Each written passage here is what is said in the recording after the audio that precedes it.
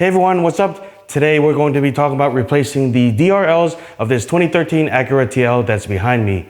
If you haven't seen part 1 of this episode series, go ahead, pause this video and watch that one and then come back because I talk about how to buy the LED replacement bulb. And then here in part 2, we're going to talk about how to physically get to the bulb and replace it starting now.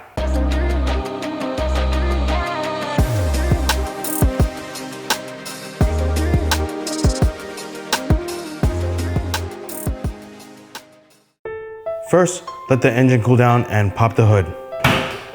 Next, we're going to remove these 2 ugly plastic covers. We're going to start with the passenger bulb. Behind the passenger bulb is the coolant reservoir, which is in the way. We're going to take this out by pulling it up and it slides right out. We'll then gently set this aside and leaving the hose and everything connected. This gives us access to the bulb, and when you reach and feel the bulb, you can actually wiggle it and then see it wiggle in the housing just to make sure you're grabbing onto the right part. Once you find the bulb, you want to twist it a quarter turn this way, and that will release the bulb. Oh, as I'm getting this bulb out, I want to make a note that I'm using gloves to avoid transferring oils from my hand over to the bulb. It applies more for incandescent bulbs, but obviously this is not. This is an LED I bought about 9.5 years ago. The fan is starting to go bad, so I'm proactively replacing this before the bulb actually goes out. So anyway, to disconnect it, hit this button over here and you can pull this out and then put the new bulb back in here. And here's what the bulb looks like up close. With the new bulb, I'm going to line up this notch with this notch over here. It'll click in. And then I take this bulb, put it back in the housing and twist a quarter turn the opposite way. To get to the driver's side bulb, we first have to clear this area in front of the battery. This is the intake, and to take out the intake, we have to remove 4 of these clips. 1, 2, 3, and 4. You'll need something like this, or maybe like a flathead screwdriver, and then we're gonna pry these out. These pop up, and then this comes out.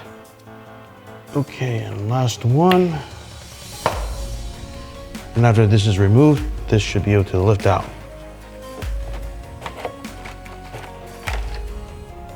All right, now that you have that intake piece removed, and by the way, this is where it connected to.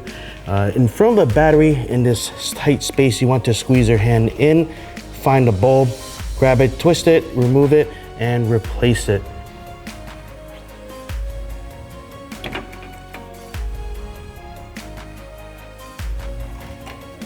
These bolts fit in a little bit tighter, so you might have to play around with the positioning of the notches just so that it can settle in.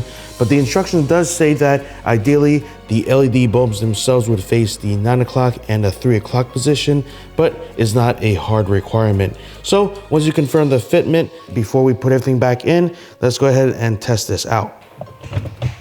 All right, so without touching the brake or clutch, put the car into the on position by pushing the start button twice and then put down the e-brake. So now that you have the lights on for the DRL, let's go ahead and try the high beams. Perfect. After this test, I'm glad to say that I find that neither of the bulbs have the DRL flickering issue, so we're good to go. So now that the tests are successful, let's go ahead and put this all back together. This reservoir will go back by aligning this into the bracket, and it just drops right in.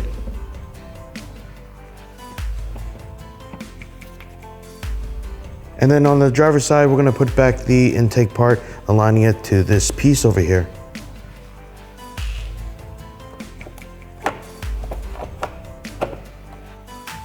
Next, put the 4 clips back in. You want to make sure it's in the up position, and once you install it, press it down to lock.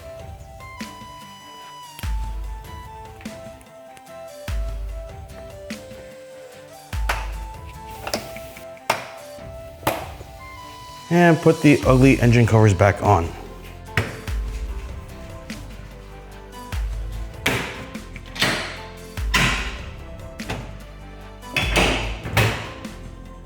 And that's it.